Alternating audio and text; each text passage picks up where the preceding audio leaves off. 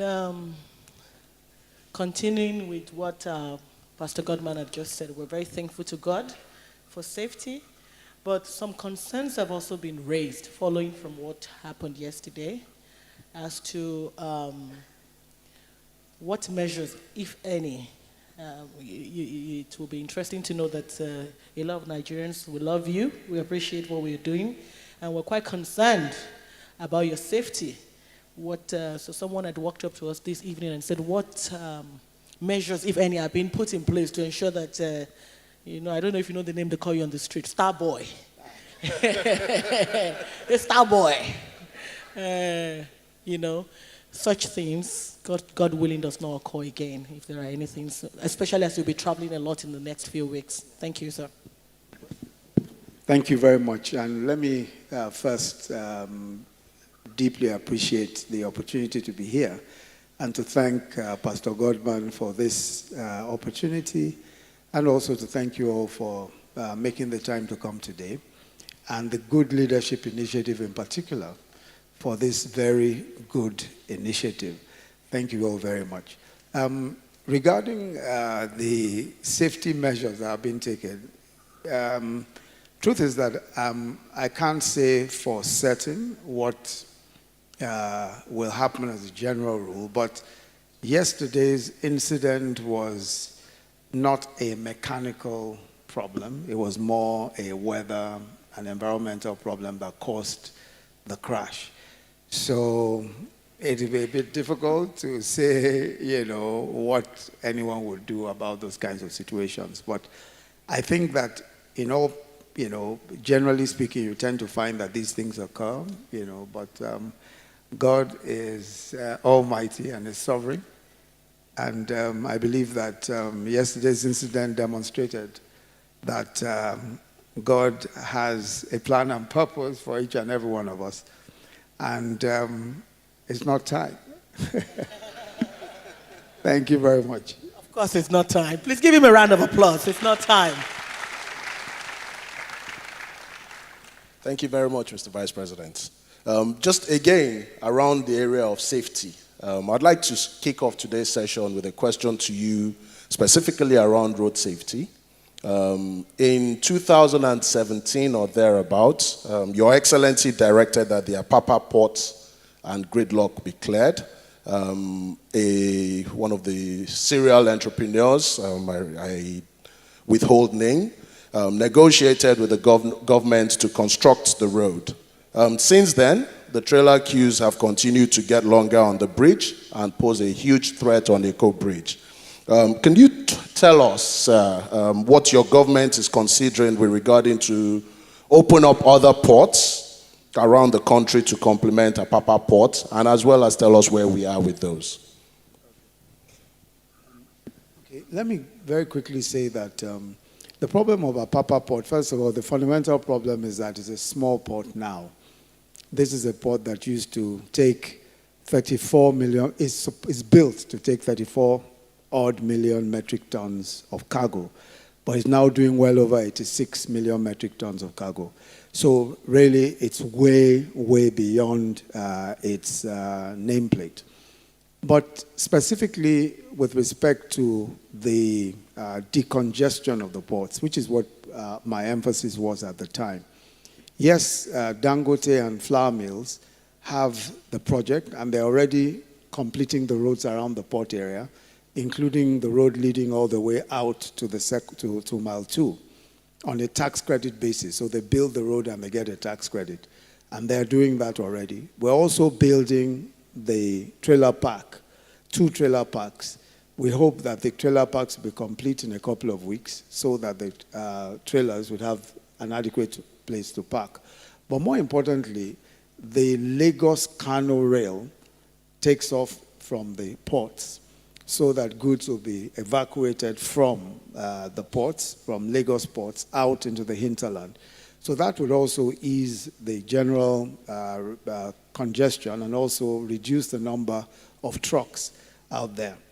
But regarding the question on ports, at the moment, Warri Port, I'm sure you've heard that Warri Port is being dredged. So we're expecting that once the dredging is complete, we'll be able to use Warri Port also effectively.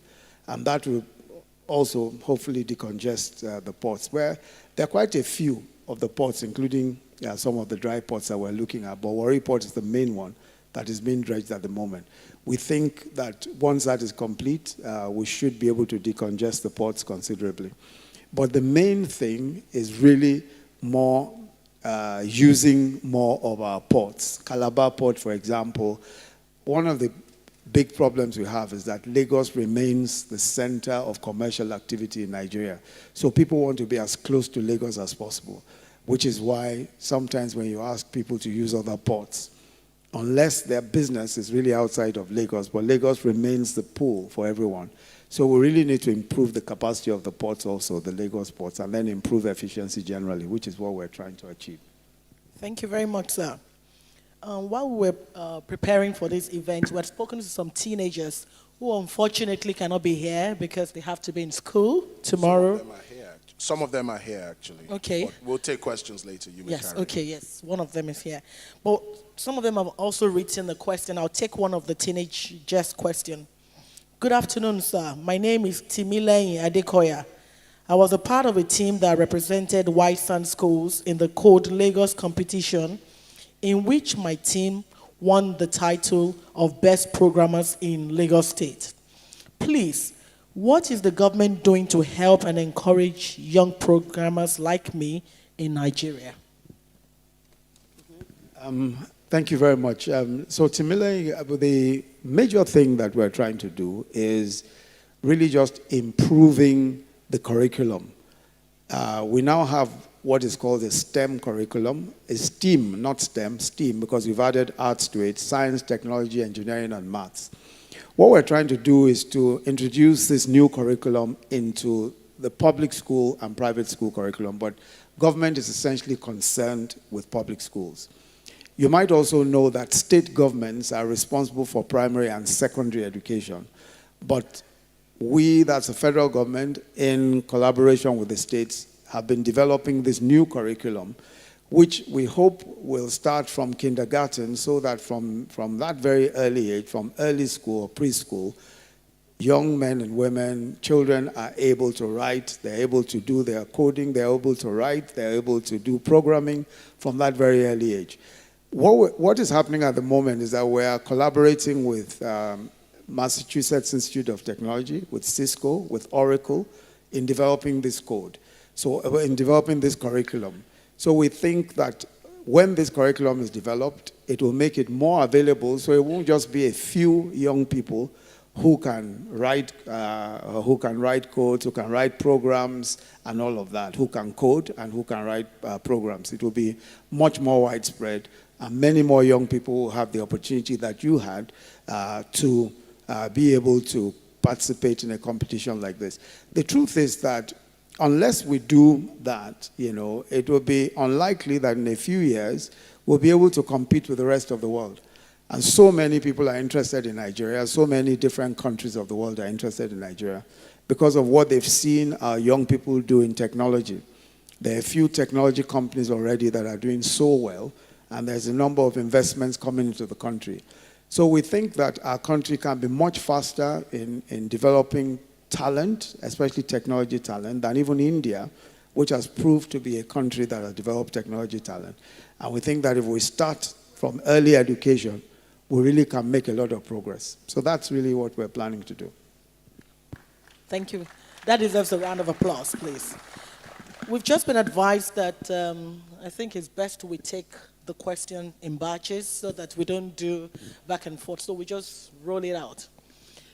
Some people are concerned about ASU strike. They want to hear from the VP's mouth, not the horse's mouth, from the VP's mouth. It seems like what they had said is that why has the APC's government been silent about the ASU strike? There's another question. What's the program regarding reviewing of the school curriculum to accommodate the present day technology innovation? Sir? Yes, so can we have the next questions, please? Yeah. Shego, maybe. Okay. I think maybe Mr. Vice President should take the one on ASU strike, because this next one is a totally different subject. Let me first, I'm sure that all of us are familiar with the origins of this ASU strike, especially university students. This was an agreement that was reached with ASU with respect to payment of salaries and allowances, additional salaries and allowances for ASU since 2009. So ASU has brought this up at this point, and they claim that the government owes something in the order of about 200 billion naira. Now, it is, as I said, inherited from 2009, and we're working with them. They raised 9 points. I think we've managed to resolve about 8 of them, and we're at the point where we hope we'll be able to resolve the very last point. But if you notice, ASU strikes are almost seasonal. And we think that we must be able to put an end to these strikes. Sometimes you're unable to put an end to the strike because of the sorts of ultimatums and deadlines that you have.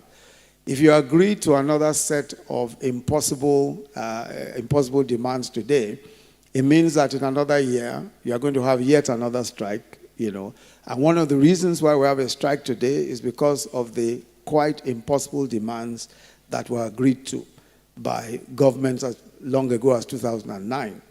But what we are also trying to do is to see how we can better fund education, and especially improving the scope also of private education and allowing more scholarships and bursaries, so that the federal government is able to, it's not just saying we will pay for all university education everywhere. It's extremely difficult at the moment for the federal government to cover all, and everybody wants a federal institution. Everywhere I've been in the past few weeks, the one demand that is constant in practically every town that I've been is that we want a tertiary institution here.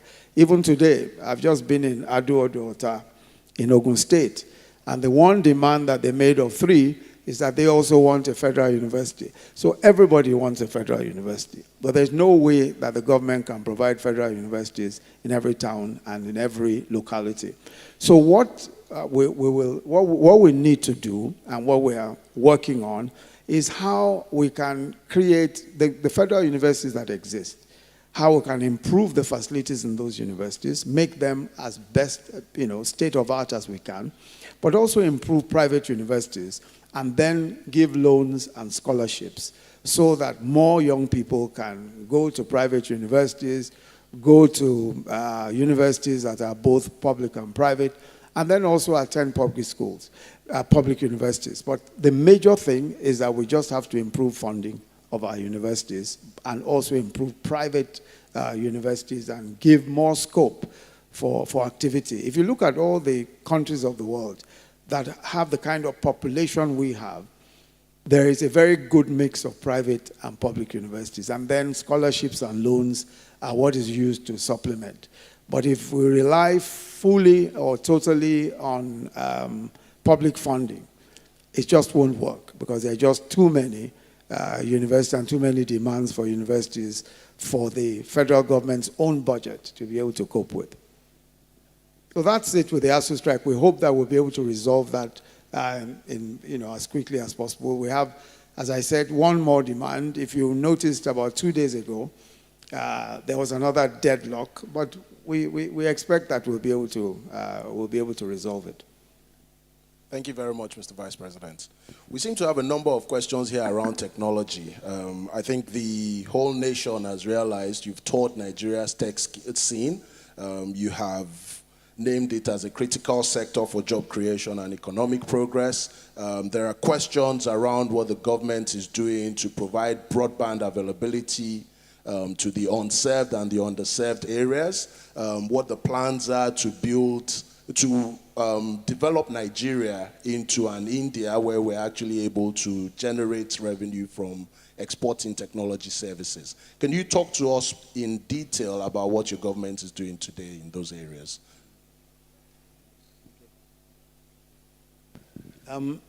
I think you made the point that we realize that technology is really the future.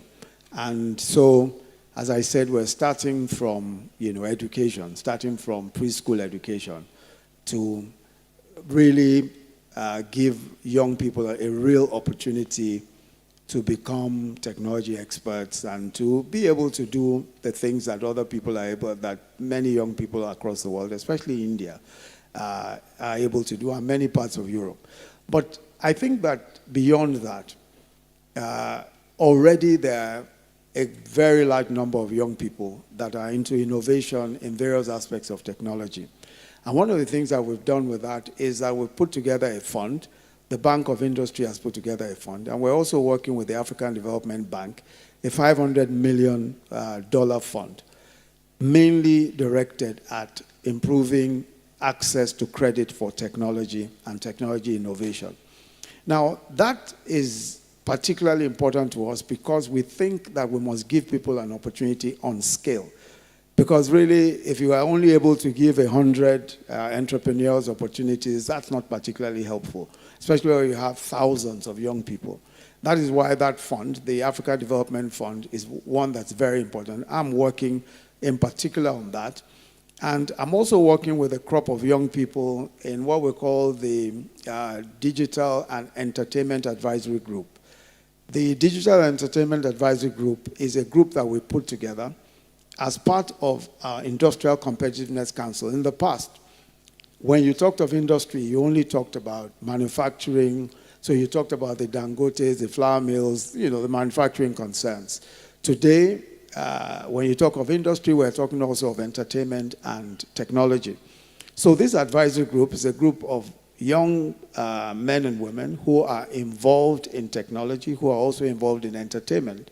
And they are sitting with me, and working on developing policy around technology. So, for example, I have a crop of them who are looking at fintech, who are looking at fintech companies. If you notice, one of the things that we've experienced recently is that there are lots of companies that are involved in financial technology and payment systems and all that. But they are way ahead of banks. Many of them are doing more or less banking business. But they are not licensed banks. And of course, the banks are getting very jittery, and the banks are getting very worried. Some of those technology companies need to be able to function within rules. So in developing those new rules, we've been working along with the central bank itself so that we can have fintech companies that are able to do business. They're able to continue their business, although they're not banks, but they're able to do some aspects of banking business successfully. So we need to develop a new set of policies, and the advisory group is working on that. Now, there are also issues around not just funding of technology, but also making technology jobs more readily available. So, for example, business process outsourcing is one of the areas that we're focusing on now. If you look at what India has done, India, for instance, has been able to produce young men and women who are able to service technology companies. So, for example, if your iPad has a problem, you send an email to Apple somewhere. Somebody responds to it. Somebody is able to troubleshoot. Somebody is able to answer the questions.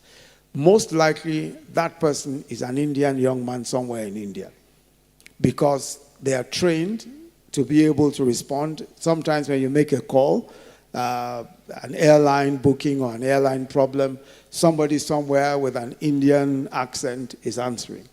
So we are going into that space. We think that Nigerians can function very actively in that space. We have a model going on in Kaduna at the moment on business process outsourcing. And we're looking at how we can have hundreds of thousands of young Nigerians also being trained. Of course, they'll be local, they're here, being trained to be able to take on those kinds of jobs and those kinds of opportunities. And it's not particularly difficult because we have so many young people already who have the kinds of skills that can just simply be developed so that they can take on those technology jobs. And as I said, we started a program in Kaduna, which we hope will be a good test. I think there are about 2,000 to 3,000 young people who are on the roll there. And we expect that we can spread this across the country so that more young people can get trained for these business processing outsourcing jobs. We think that we can compete effectively with practically any country in the world, especially the likes of India and co. And with the support that we're getting, I'm also sure whether you've read about the work we're doing on the Entrepreneur Bank, which is a bank for innovators. We hope that that bank will be able to provide what Bank of Industry does now, but more specialized, focusing on young people, young businessmen and women who have innovative ideas, and being able to guide them through and give them the facilities required. Thank you very much, Mr. Vice President. I think the summary of that is, in technology with this government, wait and see. Stuff is happening. Can I suggest, I think we should take a question from the audience in the interest of time. There are loads of questions coming up on the monitor, but I want to make sure that we also capture some questions from the audience. Can I have support, Shola, please? Can we take the gentleman on the right in glasses? Thank you. Good evening, Mr. Vice President. My question is about industry. Will it be a thing to consider quite urgently to isolate industry from the current Ministry of Industry, Trade and Investment and combine it with export to give attention to what these two aspects of our economy require? It may interest the VP that in Benin Republic, there is a Ministry of Nigeria, because the economy is tied to Nigeria's economy. Thank you. Thank you very much, sir. So what we'll do is we'll take 5 at a time, 1 from the audience, and then we'll take 4. We'll just appeal to the media team to give us more questions so we can take a bit more. Okay, so we'll take another one just from the audience while we wait for. Please, could you update these questions on the screen, please? The Twitter questions. Go on, sir. Please go on, sir. Your Excellency, Mr. Vice President, high government officials present, fellow citizens, good evening. I believe that I've observed all protocols. What's your name, sir? If you could just tell us. My name is Jacob Esson. Jacob Esson of Ijimo Ijesha. My areas of concern are as follows. There are a myriad of developmental issues that need to be addressed, including and not limited to how we, as a country, can gain a significant comparative advantage to further strengthen our economy. How do we develop the requisite infrastructure and implement the requisite development plans that would propel Nigeria to become a sustainable and not an import-dependent economy? How do we encourage the development of our natural resources to an extent where all our resources are optimized to strengthen the economy? How do we develop a mortgage industry that will finance and fund potential housing projects and homeowners with at least 25-year mortgages at low interest rates with government support to create the necessary confidence? How do we create the necessary industries? Calm down, calm down. How do we create the necessary industries? Mr. Vice President, please, I'm willing to help you.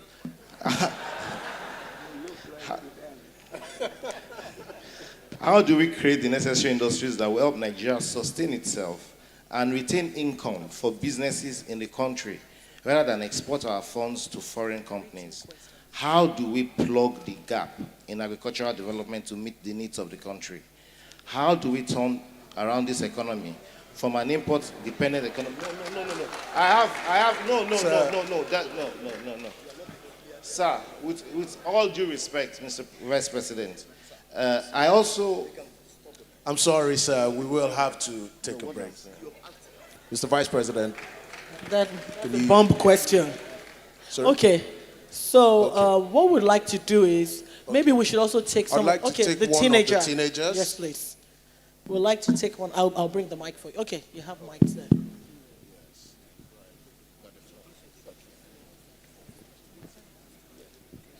Good evening, everyone. My name is Shola Treasure. I'm a student from Christian High School VGC. I'm currently in my last year of High School, which is year 12, or also known as SS3. Good evening, Mr. Vice President, Professor Oluyemi Osinbajo. This evening, my question for you, sir, is considering infrastructure and social amenities in Nigeria, what evidence do you have to prove that you have made positive change with the President Muhammadu Buhari during your current tenure, and why should it prompt the citizens of Nigeria to re-elect you as the Vice President? Maybe we need more questions from the teenagers because they are going for it. Okay, we'll take two more. I'd like to take two more questions. So we had this side. Can I take you, sir? Okay, sir. Yes. Standing up. Thank you. Thank you. Yes. Four more. Mr. Vice President, my name is Ovie Uyoyo. I came all the way from Port Harcourt just for this interactive session. Thank you. Thank you. Yesterday, I had a conversation with somebody, and we're talking about trader money.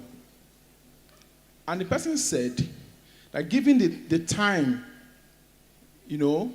at which we're talking about trader money and the election at the corner and all that he feels that trader money is a reformed way of vote buying. And it gave me, some form of concern. And I feel I would like to ask Mr. Vice President to clarify us on that. That's one. Two, talking about deepening the curriculum, I think we need to add entrepreneurship to our curriculum at the primary and secondary level. Because entrepreneurship is the way to go for Nigeria, for Africa. We need to add it at the primary and secondary level. Entrepreneurship today, is such that people go into it out of poverty in this part of the world. So we need to create a structure where it is embraced at a very tender age, and with that, I believe we can marshal a way for us. Thank you. Thank you very much. Can I take a question from Please, we this want side? to only take one question per person, please. Thank you. We don't have so much time. Good evening, sir. Good evening, sir. Yeah. Good evening, Your Excellency, sir. Yes, sir. My name is Jacob. I'm a young and budding entrepreneur in the agribusiness sector. Recently, I raised seed fund to start my business in Lagos. This was after a series of processes to gain the necessary funding. For instance, I'd applied and gone through CBNY EDP. I'd applied and gone through the BOI ESP. I'd applied and gone through the UWIN Connect and could not get any funding at all. And same for every other person who went through the process. For me, I was privileged to get seed fund, and now I'm looking forward to get around A funding. My question is, what are the steps that your government has taken so far to provide startup capital for entrepreneurs in Nigeria? Because I've gone through all the channels that are apparently available from your economic program. Two, how do you measure your economic performance for startup entrepreneurs, given the timeline I've said right now, for entrepreneurs who have not been able to access those capitals? How do you measure performance on your economic program so far? Thank you very much. Maybe we take two more. Please, like they say in church, 1, 2. What has the Lord done? No long story. We haven't taken from that cluster case. From that, let's take a woman. Let's be gender sensitive. That's fine. Yes. One for the woman, please. Fully Thank aligned. Good evening, Mr. Vice President. My name is Joy Nana. I want to ask you a question. You had answered that question, but actually I'm not satisfied. I went to Oluyemi Apapa today. It took me 2 hours to get into that place, and coming out also took me another 1 hour plus. And when you were asked about the strategy you are putting in place to remove those trucks, your answer just went that way, and I wasn't really satisfied.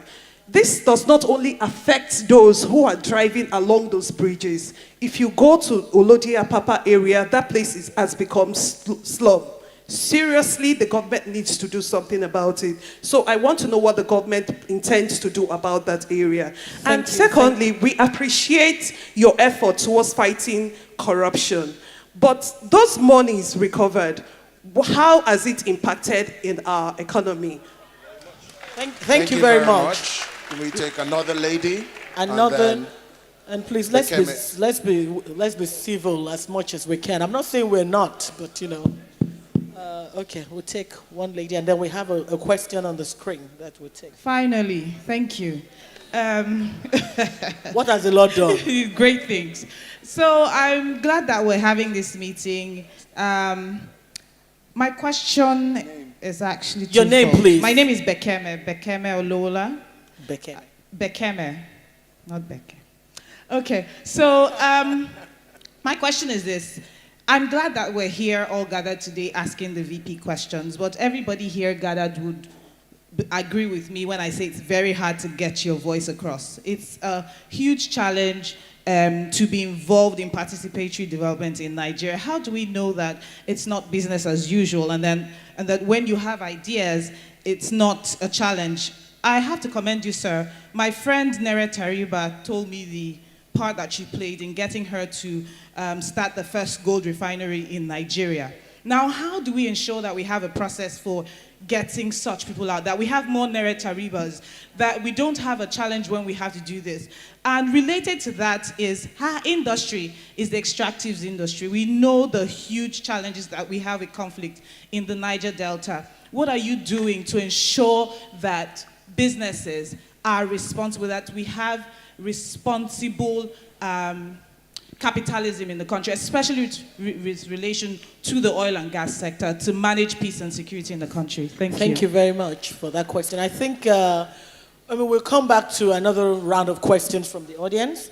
I think I'd just like to add this one, especially because it proves my support for women. So, Mr. Vice President, how can the 10,000 Empower money be empowerment for women? Does 10,000 actually improve one's business, and why so close to election? That's a question that's come on the tweet feeds. Yes, it's very similar to the earlier one. Trader money. And we just like to, one of the questions that come up is that we would like some timelines. We're going to do this, we're going to do that. Within what timelines are they going to do it? It's one of the questions that we would like you to look into. Thank you, sir.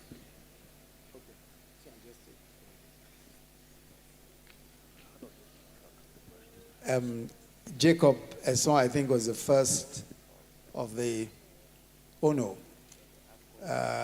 We had technology, broadband availability, I think, was the first question after the ASU strike. Let me very quickly, I think we've talked about the technology question. I think I've already taken that. Okay. Giving attention to export and all that.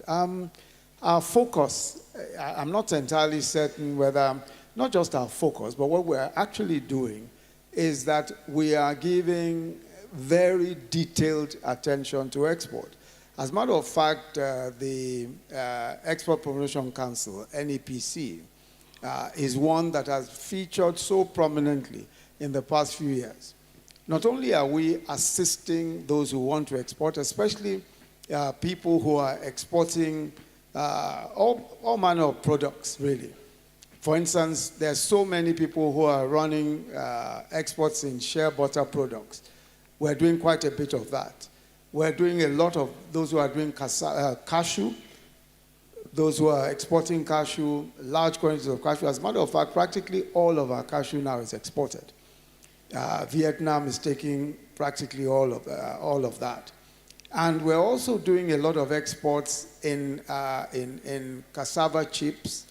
There's a whole range, and we're focusing primarily on exports. As a matter of fact, if you look at our whole economic policy, the whole idea is that once we're able to satisfy local demand, even in rice, we're looking to net export of rice. In every aspect of our lives, I mean, our focus has always been, how can we reduce imports and improve exports. Today, we've reduced rice imports, for example, because I want to take the question also.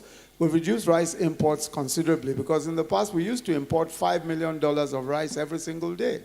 5 million a day. Today, we are down to 2% importation of rice. Just to talk about Benin Republic and the question that somebody, or the comment that somebody made about Benin Republic having a ministry for Nigeria.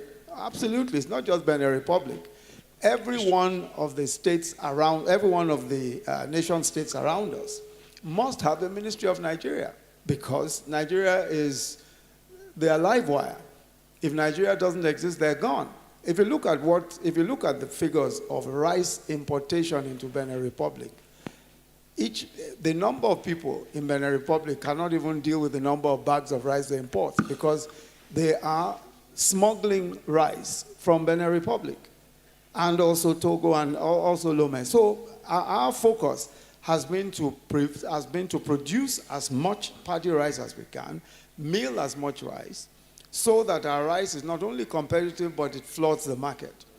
And once we're able to do that, we'll be able to, of course, we're also looking at how to stem imports. I've had discussions with the leaders of Benin Republic, the president of the republic, and so many others, and letting them understand that we're not going to tolerate the kinds of situations that used to be tolerated in the past, when they imported all manner of, when they smuggled in all manner of goods or allowed the smuggling of all manner of goods.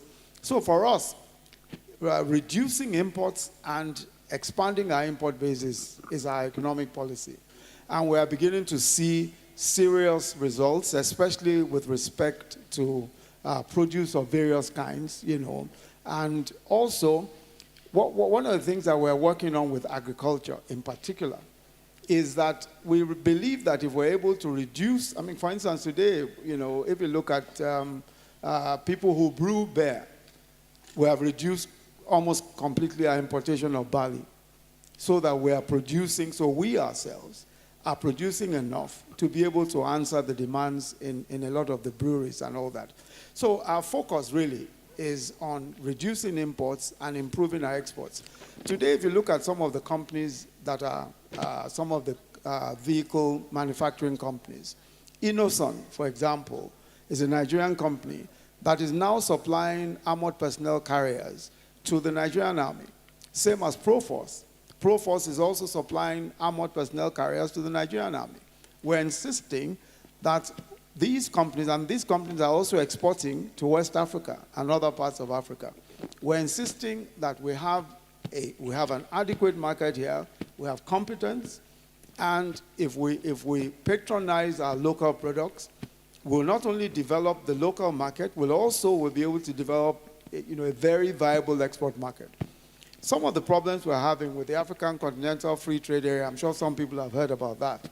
Some people are saying, okay, sign up to the African Continental Free Trade thing so that, there'll be more trade within Africa and all of that.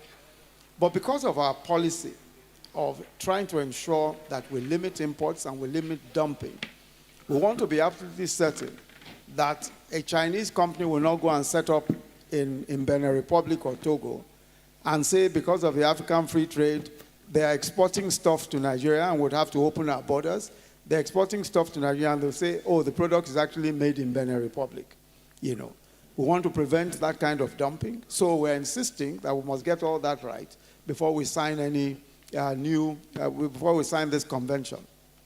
So really, for us, export is absolutely important, but we also believe that we must ensure that we reduce imports as much as possible. So some of the problems we have at the moment, in the past we used to import practically everything, toothpicks, all sorts of things, rice, wheat, everything. Our food import bill was so high that it just didn't make any sense. Over the past budget cycle, we saved 25 billion just on food importation alone because we're insisting that we must produce as much of our food locally as possible. We are now number one in sorghum, number one in millet, number one in cassava, number one in rice paddy production in Africa today. So we're making a lot of progress in that respect. The other, I think the other question that Mr. Jacob Esson asked, I think he asked a whole bunch of questions and he promised to help me if I couldn't answer them anyway. So I'm going to be relying on your great help, Mr. Esson. And you look like you could really... So let me just take the question because you talked about import dependence and I've tried to answer that question. I'm sure you'd have other ideas. But let's just take the question on infrastructure. And I think I can take the question asked by Shola Doye also on infrastructure and what we're doing with infrastructure. Now, infrastructure is a main plank of our economic policy. And it should have been the case that we should have developed our infrastructure far more than we've done today. Now, the reason why that is so is that you can't develop an economy without adequate infrastructure. So for us, one of the main infrastructural planks is the railways. Now, railways are absolutely important for us, and building a network of railways across the country is one of the major steps that we're taking to develop local infrastructure. So the Lagos-Kano Rail, which by the way has been on the cards for almost 10 years, the standard gauge, we are commissioning the first phase of that at the end in a couple of days. So that Lagos-Kano Rail is an absolutely important part.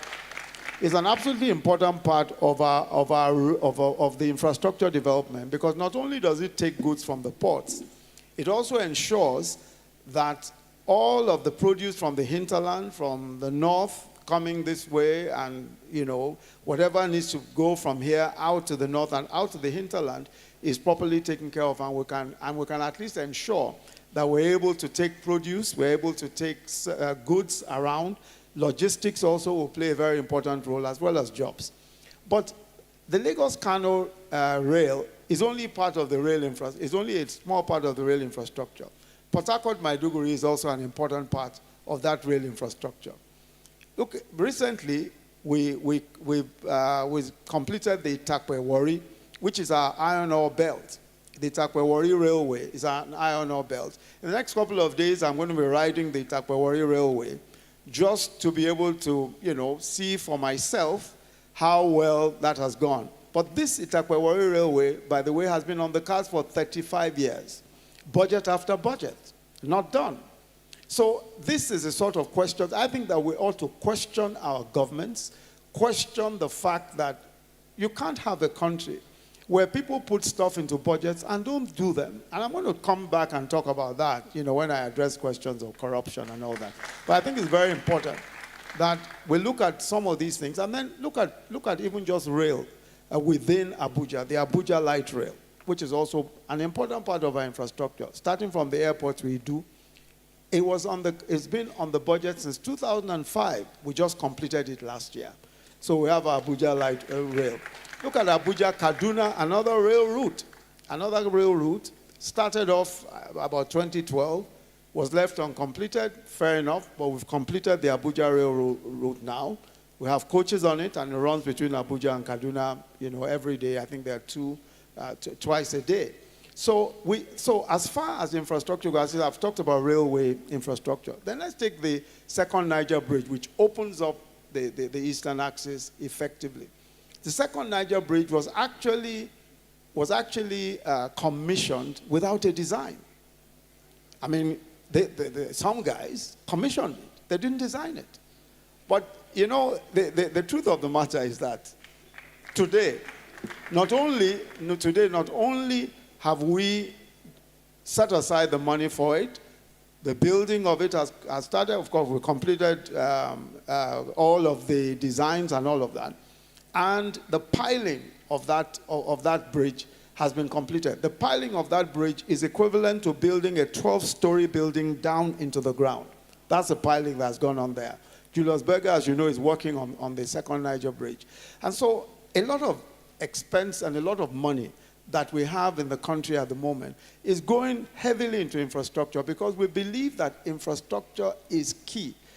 I'll talk about power as we go along, but infrastructure is key to any development. In the past 2 budget cycles, we've spent 2.7 trillion naira on capital development, the highest in the history of the country, despite earning 60% less than the previous government. Why are we able to do more with less? Because we are focused on the right things and we are not stealing the resources. We are not stealing the money. That's very important. Yeah?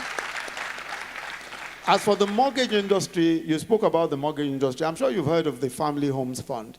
The Family Homes Fund is a 1 trillion naira fund, which we're using for housing development across the country. What we hope to do with the Family Homes Fund, every budget we do 100 billion, but the AFDB, World Bank, quite a few, as well as the Sovereign Wealth Fund, are investing in it. But what we intend to do with most of the fund is to deepen the mortgage industry. We had initially considered just rolling out as many low-cost houses as possible. But the question really is that there is no off-taker. If you just roll out buildings, there will be no off-takers. That's the reason why we're trying to deepen the mortgage market. Because you can't just build, if you just build houses, nobody will take the houses.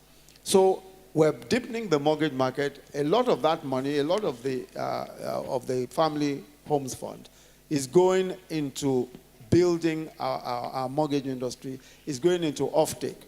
Because when you look at it, the average Nigerian person is really concerned about the basics of life. Whether you are Muslim, Christian, or whether you are south, southwest, southeast, wherever you are from, northwest, northeast, wherever you are from, the basic issues are the basic issues. Life, I want shelter, I want a home, I want money, I want the things that will make my life happy. And we live with each other well enough. What you will find is that the Nigerian elite, for some reason, want to push those fault lines when it pleases them to do so, or when it's in their interest to do so. I've always said that if you look at people who are stealing the resources of this country, if you look at a charge sheet that has 3 accused persons who have embezzled 1 billion naira, you are never going to find 3 Igbos or 3 Yorubas or 3 Hausa-speaking people. No.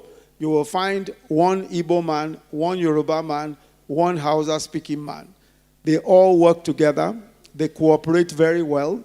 There is equal representation. You will find 1 Muslim, 1 Christian who might be Pentecostal, another one who might be Catholic, all of them working together perfectly. No problems whatsoever. You will never find any division. And they work together, they protect each other, they will hire the best lawyers for each other, they will visit each other at home and in prison when they are locked up. You will never find any problems whatsoever. So we must interrogate what the intellectual... We must as citizens, as individuals, interrogate what is going on in our country. As soon as anything happens, the first thing you hear is that, the reason why that is happening is because the man is southwest. Oh, the reason why it's happening is because it's northeast. That's not true. The general thing is that by and large, whatever it is that's going on, you deal with it on an individual level. And you'll find that, we can work together in this country in unity. Ogbonna wanted to know about healthcare infrastructure and primary healthcare. Let me just quickly say that the direction we're going is in the sense of compulsory national health insurance. Compulsory national health insurance. Because that is the only way that we can pool the resources required to provide the facilities needed for our healthcare system. At the moment, for the first time in the history of our country, 1% of our consolidated revenue fund is going into healthcare. That's in the 2018 budget, for the very first time. So we are putting in the largest amount of money ever into healthcare, but it isn't even nearly adequate. For the simple reason that we have almost 200 million people. And without national health insurance, 40% of that national health insurance will be borne by the government. The remainder of it will be on a co-payment basis, but it will be compulsory, so that those who cannot afford to pay will be covered by the government premium. We are hoping that the legislation will be passed by the National Assembly so that we can have compulsory national health insurance. That's the only way, for the sheer size of Nigeria, is the only way to have to be able to provide the resources required. The other point I want to make is that healthcare is really a state issue first and foremost. It is the states that deal with primary health care. It is the states that deal with healthcare, even up to tertiary level. The federal government has some healthcare institutions, but healthcare, like education, are state issues. So we ought to be very careful in asking the questions. Some of these questions on healthcare and education ought to be asked of the state governors, because that is state responsibility. What the federal government tries to do, what I try to do in my capacity as vice president and chairman of the National Economic Council, is that I meet with the state governments every month and we put together an agenda. For example, education is an agenda for us. Not because it is the federal government responsibility, but because every state is responsible for its own educational system. And many states are not investing enough in education. Because they are not investing enough in education, you have several out-of-school children. So what we do at some of those meetings is that I say, look, Zamfara State, how come you have so many children out of school? This state, because primary education is the state's business. It's not the federal government. Okay, how come you have this number out of school? How come you don't have enough classrooms? How come your UBEC fund has not been accessed?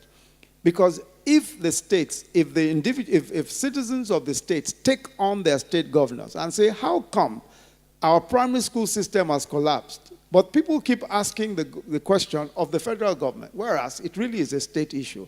Even governors themselves keep very quiet when the question is asked, because they are the ones who are supposed to pay for primary education, secondary education, and there are even universities, because many of them have state universities.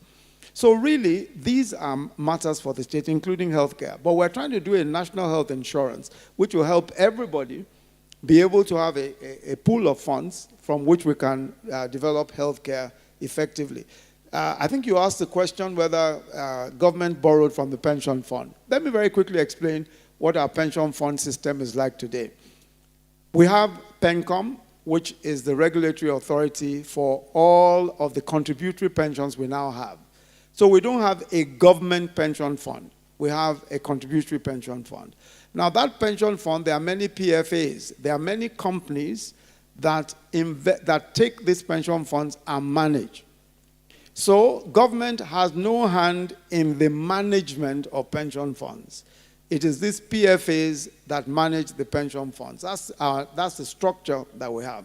So what happens? The PFAs are professional companies. They are private companies that do their businesses very well, and they invest the pension funds. Now, what do they invest the pension funds in? There are laws that restrict them from investing in various things. That's one of the reasons why you will never find a pension fund just investing in say, for example, they say, oh, somebody wants to build a hotel, and pension fund goes to invest. No, that never happens. There are regulations. One of the things they invest in is government treasury bills, because government treasury bills are very safe. They are backed by the Central Bank of Nigeria. They are backed by all of the money of Nigeria. And fortunately or unfortunately, the interest on government treasury bills have been quite high and consistent. So a lot of PFAs just buy government treasury bills, and they buy government bonds as investment, because they can make 13, 14%, even more on government treasury bills. So it's a safe investment for them. Now, what are government treasury bills? The way that government borrows money from the public is by issuing treasury bills. That's the way by which government borrows money. So if government wants to borrow money from you, we issue treasury bills and say, come and buy treasury bills at the rate of 13%. You invest your money in treasury bills. We give you whatever money you invest. They give you 14% regularly on it. Government aggregates all that money, and we use the money. So there is no question of government borrowing money from pension. No. It is the pension funds themselves that buy treasury bills, buy bonds, which is an investment for them. That way, government is able to take money from those who are buying those bonds and treasury bills. So that's how it works. So there's no question of government, because if you go and lend your money to government, and government just takes the money and borrows it and doesn't repay, I think that's the sort of scenario that people sort of envisage, but that's not the case at all. Government doesn't borrow from.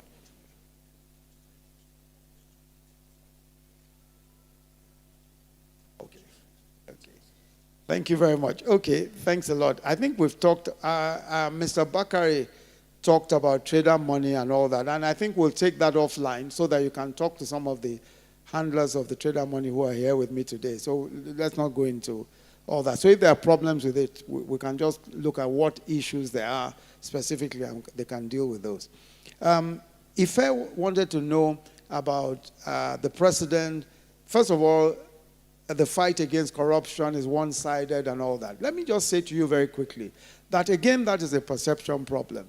The only two governors that have been convicted so far in the anti-corruption war are APC governors, the two of them that have been convicted and sent to jail, that are currently in jail today. They're APC governors. All of those who have been on trial, who are APC persons who have been on trial, have remained on trial, whether they have crossed or have not crossed. Those who crossed, for example, each and every one of them is still on trial. No trial has stopped on account of the fact that anybody crossed over. Governor Orji Kalu, for example, is a member of the APC. He's still on trial. His trial has the court has ordered his retrial.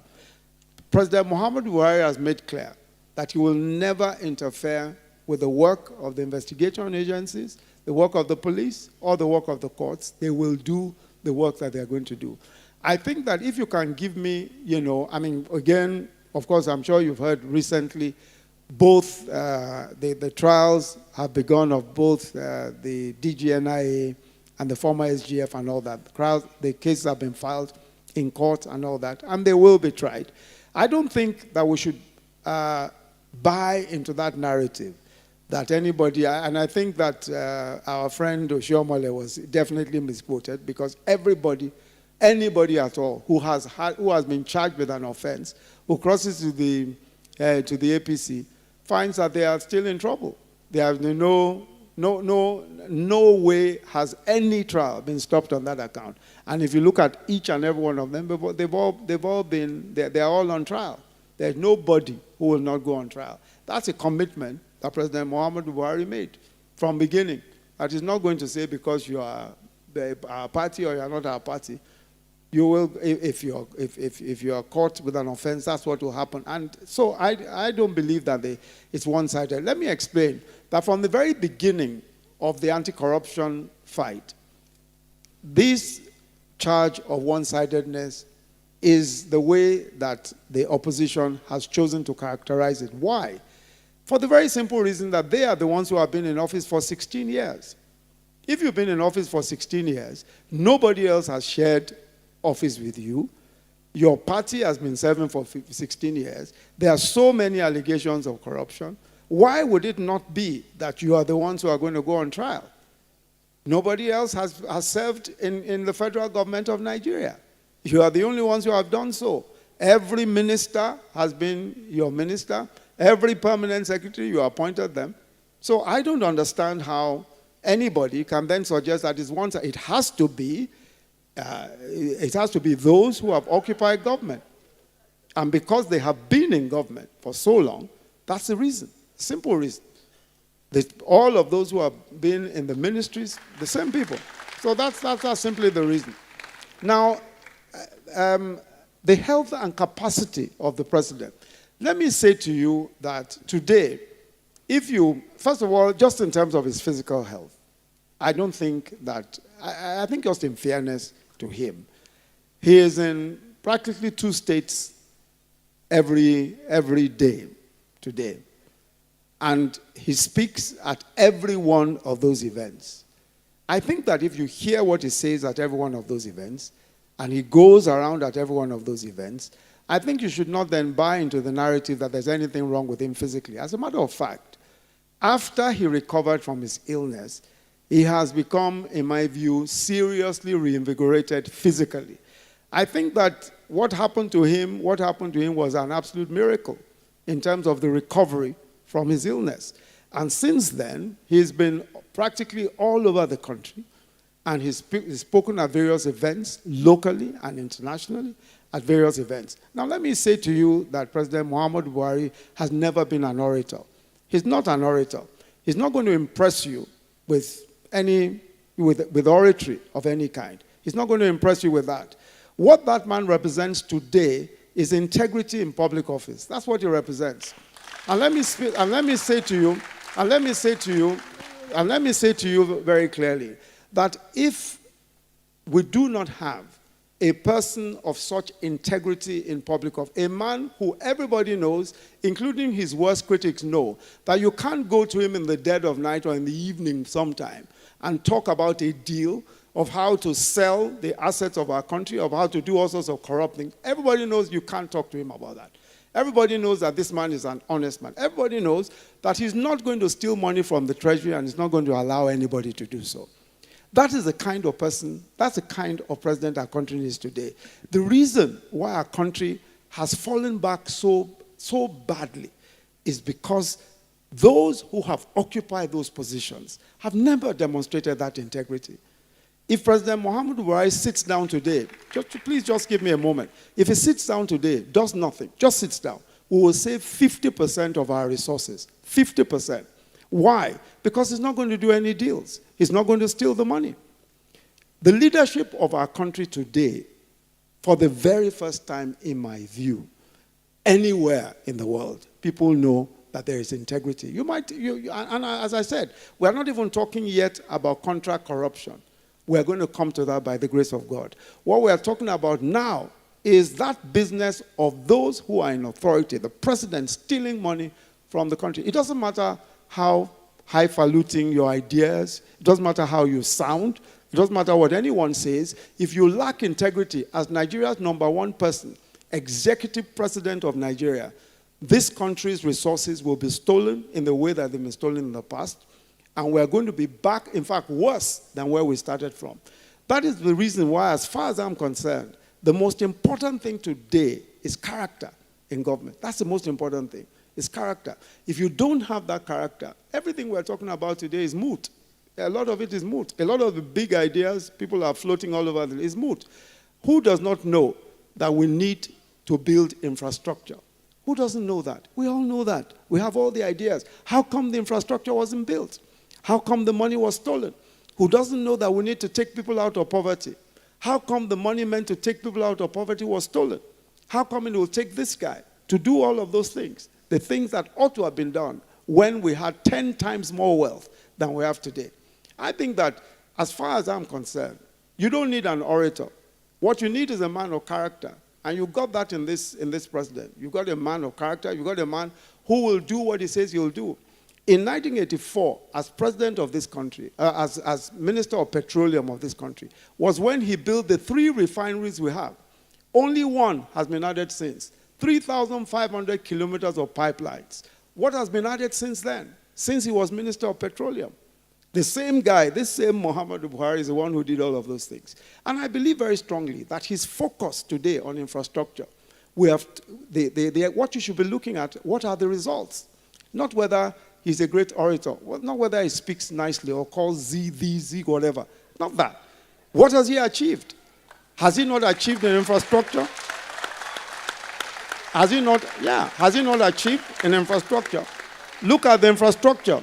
Look at the infrastructure that's been Mambila Hydro Project, 40 years has been on the cards. Today we're building. Itakwewari Railway, 35 years. Today he's doing it. Lagos Kano, Port Harcourt Maiduguri, Lagos Calabar. Now those are the sorts of things we'll be looking at. Let's not get into fancy trying to, no. The mental capacity that is required to fulfill the obligations required for the Nigerian presidency are full and complete in this man. What is required is honesty, character, and a focus on doing what needs to be done. And that is today, as far as I'm concerned, if we focus on infrastructure, if we build the infrastructure and complete it, our country will be a different place. So that's my response to that.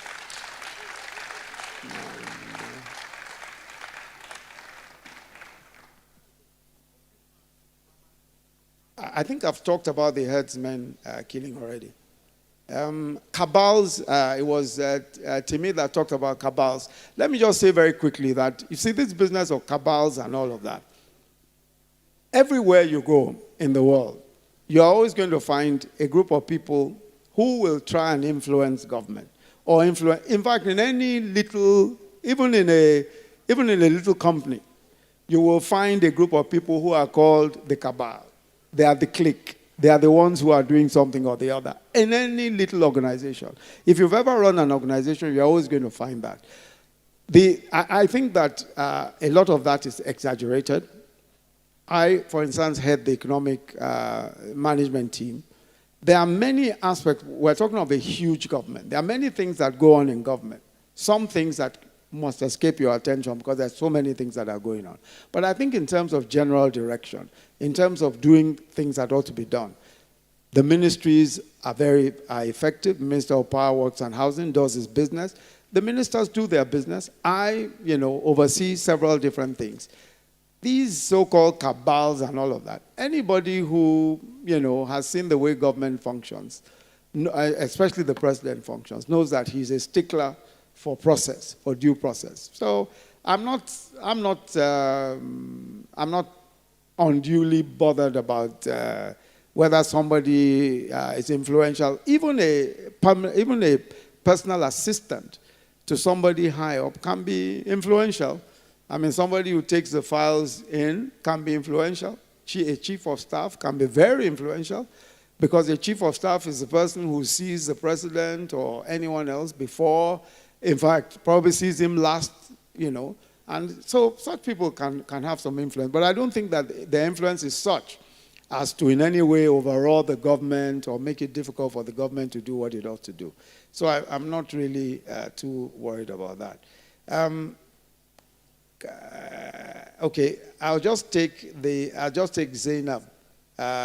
Reform of the criminal justice system, especially with gender-based violence and moral values in children. First, I agree with you as to the point about teaching civics in school and moral instruction and all of that. And I think this is something that's missing from, at least in a robust way, from current curricula, and I believe that this is something we ought to do.